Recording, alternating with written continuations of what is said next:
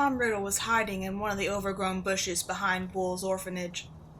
There was a small stretch of yellow and patchy green overgrown grass on either side of the building before it hit the wrought iron gate that walled them in. Usually he avoided going outside. It was either too hot or too cold, but there wasn't enough grass to actually play in or do anything useful, and he wasn't even certain why the random plots of grass existed, and hadn't been paved over like the street outside. He supposed it because it would cost money to do so, and instead they were left to grow into their standard mess. Harris Denton was calling his name tauntingly, and the snake that had wrapped itself around his palm shivered at the sound. Tom ran his thumb over the smooth scales absent-mindedly as he focused on staying as still as possible. The older boy had been kicking the snake, and Tom had heard its pitiful cries and darted outside and swept it up before Denton could react. And while Tom was fast, he wasn't as fast as Denton, whose legs was almost as long as he was tall. The boy had shot up like a weed, in Miss Cole's words, the summer before, and had been a terror ever since. "Safe?" The snake hissed quietly, and Tom blinked and listened for any noise. But Denton's footsteps had faded, and outside the hot wind that whistled between the buildings, it was quiet. He slowly untangled himself from the bush, letting the snake climb into the front pocket of his shirt as he did, wary of making too much noise in case Denton was still around. He knew the boy was almost at his majority, and he couldn't wait to be rid of him and his lucky Joan McBride. Which easily the worst people in the orphanage, though not many others were better. Some of the girls could be nice, especially if they wanted him to sneak extra food from the cupboard. And the little ones, who didn't think he was pretending when he talked to snakes, liked it when he told them to give them licks or make little pictures by contorting their bodies. "Sorry about him," he said to the snake, but it just made a non-consensual noise, an acknowledgement, but nothing more to say to the human. "Do you want me to drop you off outside the gates?" he asked instead, hissing quietly. Even though he was sure that Denton was gone, that didn't mean one of the other kids weren't hanging around, ready to tease him about playing pretend games with his snakes. "Yes," the snake hissed pleasantly. "Please." Tom smirked slightly, a joke between him and many of the snakes that lived around the orphanage. When he had been younger, a little kid himself, he scolded them, playing at being an adult himself, and had informed the snakes they ought to say please and thanks. It was only the polite thing to do, as Miss Cole always told them. He walked closer to the side of the building, hiding in its shade, the grass and gravel crunching under his worn shoes. He could hear voices up the road and the sound of several cars on the street. None of the kids, though. "Do you have another snake, Tom?" a voice asked, and he froze when he saw Amy Benson. She was only a year older than him and was a nuisance. When he was younger, she liked his snakes, but now she would scream or squeal when she saw them if she thought it would get her attention from the other older boys. "No," he said easily, and the snake in his front pocket smartly stayed still. "You're lying," she said in a sing-song voice. "I heard you doing your hissing thing. Is it in your pocket?" His throat started to close, but she pointed at the pocket of his pants, and he smirked and shook his head. He reached into his loose second-hand trousers and pulled the pocket out slightly, enough to prove that there was no snake.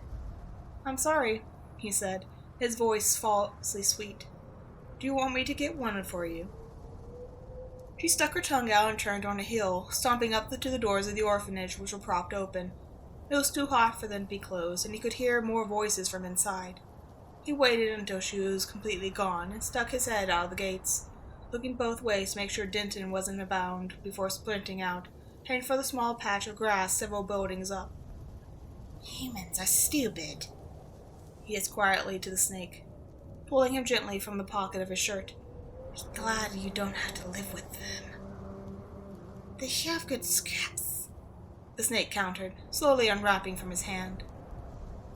Tom let out the first real smile he had in a few days and nodded his head. "Yes. Yeah, Miss Hamlin from the bakery gives me a biscuit last week. I think it was the sweetest thing I've ever eaten. I like mice," the snake said, and Tom shook his head, still smiling. "Here you are," he hissed more quietly this time, stepping onto the empty lot. It had been an apartment building, but it was condemned, and a part of the first floor had begun to crumble, and the grass was taking over. It was a safer place to release the snake to than the bushes by the orphanage, if he could. The snake slowly unwound and slithered to the ground. "Watch out for Denton from now on," he instructed seriously, before putting his hands on his knees and pushing himself back up. His friend was already gone as he turned back to the orphanage and made a face. He didn't particularly want to go back. The ceiling fan in the boys' room had broken and it was horribly hot, and all the little kids were playing with Miss Garter at the main living area, singing songs about the alphabet or numbers, whatever she thought of. If he stayed outside, however, he'd likely run into Denton again. And Amy had gone back inside, so it was very possible Dennis Bishop was also in there, and while he was nice sometimes, he did whatever Amy asked him to do, including making fun of Tom, and didn't stop her if she tripped him or poured ink on his clothes. He couldn't wait for school to start up again. It had only just ended, and he hated it. At least with school, he had to go and be there for most the entire day, 5 days of the week, and even then his teachers usually let him stay past the bell and read the books she kept on the shelves. He even enjoyed cleaning the chalkboards and erasers or sweeping the ground. Miss Franklin was nice to him, and hanging around her meant no one bothered him. He was able to avoid the orphanage for just a little longer each day. Lawson thought he absent-mindedly reached his hand into his pocket and retrieved the small knife Jack Bolt had given him to whittle with. He started back toward the orphanage, turning the knife over in his hands. Jack was working at the grocer, but he wouldn't be home until dark. Maybe instead he could practice on some branches from the bush he'd been hiding in. Jack had shown him a little figure of a bird he made before he'd given Tom the knife. Amy had whined loudly about it until he had finally given it to her. Tom had been annoyed at first, but then Jack gave him the knife and told him that if he practiced, Tom would show him how to make a dog instead. He broke the branches off and wandered back inside, staying clear of the room of the younger kids, instead moved quietly up the stairs. The door to the room where he shared with the boys closer to his age was almost shut, and he slowly pushed it open, poking his head inside to make sure he wasn't walking into a trap. "Hey!" a voice hissed. Tom frowned and instinctively started to withdraw from the room. "Close the door!" The voice hissed, and Tom was about to, willing to comply, but not piss off whichever boy was in the room. But curiosity got the better of him. It wasn't Denton's or McBride's voice, so he didn't think whoever was in would pummel him instantly. He slipped inside and closed the door behind him. No one was immediately visible, and he frowned as he looked around the room. The only window was shut and was hot and stuffy. "Is Cole coming up?" The voice hissed. Tom turned and saw Billy Stubbs, sitting on the floor by his bed. Billy was 12 and also going through a growth spurt. His brown hair was soaked with sweat from sitting in the hot room. Tom shook his head, and Billy breathed a sigh of relief. "Okay, good. Why's the window closed?" Tom asked, pointing with his thumb over his shoulder. "You have to promise not to tell," Billy said, a warning in his voice. Tom shrugged his shoulders. He and Billy got along well enough, not poorly, but they weren't friends either. Not that Tom had any friends. Jack was probably the closest thing to it at Wool's, but Billy was okay for the most part. "Sure," he said, but Billy shook his head stubbornly. "Nah, mate," he said. "You have to say you promise." Tom rolled his eyes in annoyance. "Fine, I promise not to tell." Not that he even knew what he was promising not to tell, but he humored the other boy. Billy looked back and forth dramatically, then reached under the bed and pulled out something. Tom's brows drew together in confusion, and he started forward until he was closer, staring at the little creature. "Is that a rabbit?" he asked. He'd never actually seen one up close. Well, once he'd seen one at the market in a cage, but Miss Cole hadn't let him go over to look at it and pet it like the other kids in the market had been doing. "Yeah," Billy said, carefully running his fingers over the creature's back. It was small, smaller than the rabbit Tom had seen in the cage. The 11-year-old had sat down on the ground in front of Billy, watching it. "It's kind of small, ain't it?" Tom asked. "I think it's a baby," Billy said, picking it up and folding his legs before settling down on his lap. Billy promptly tried to burrow into the boy's pant leg, and Tom snorted as Billy struggled to keep it in hand. "Where'd you get it?" Tom asked once the rabbit was calm, sitting in the fabric of Tom's shirt. "In the graveyard by the church," Billy said, still staring at the rabbit. "I think it was hurt. It wasn't walking too good and was crying. Have you ever heard a rabbit cry?" he asked, suddenly looking at Tom. Tom shook his head and Billy nodded. It was right sad. He cries whenever I leave him." "How long have you had him?" Tom asked, a bit confused. He was fairly certain he noticed a rabbit in the room, and if he hadn't, one of his snakes would have. "I hid him in one of the storage cupboards in the church for the last week," Billy explained, "but Father Murphy is going out of town to see the one of the churches going up in Brixton. So the back rooms will be locked up while he's gone, and I can't be able to feed him." Tom and Billy sat in silence, the pair petting the rabbit quietly.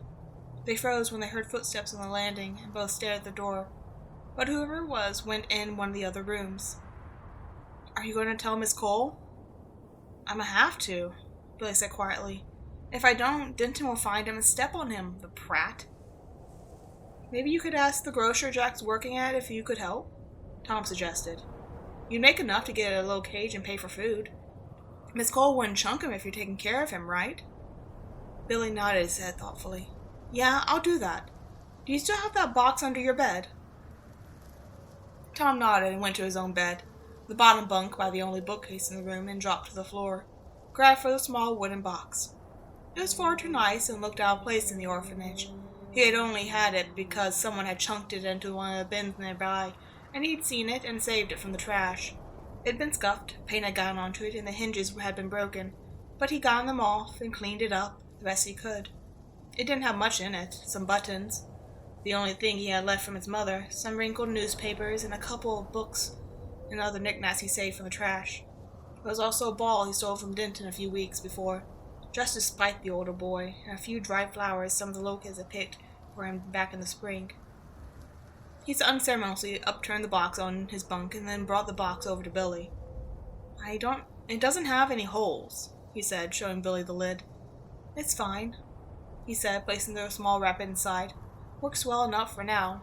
He pushed himself to his feet and paused, looking Tom up and down. "Hey, actually, can you keep an eye on him?"